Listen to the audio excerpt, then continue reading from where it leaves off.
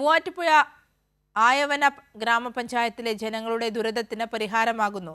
2018 മഹാപ്രളയത്തിൽ തകർന്ന തോട്ടഞ്ചേരി പാലത്തിന്റെ നിർമ്മാണം ആരംഭിച്ചു. 110 മീറ്റർ നീളത്തിന്റെ പുതിയ കോൺക്രീറ്റ് പാലം വരുന്നതോടെ ആയിരക്കണക്കിന് കുടുംബങ്ങൾക്ക് ആശ്വാസമാകും.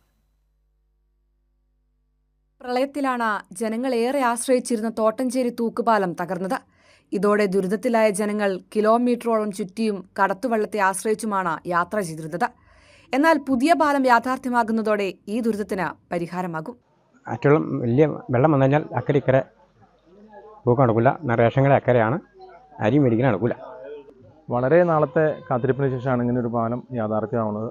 ഞങ്ങൾ സമീപവാസികളെല്ലാവരും അതിൽ വളരെ സന്തോഷമാണ്. ഇപ്പോൾ കുട്ടികൾക്കാണെങ്കിലും സ്കൂളിൽ പോകുന്ന ധാരാളം കുട്ടികൾ അക്കരയിൽ നിന്ന് ഇക്കരയ്ക്ക് വരാനുണ്ട്.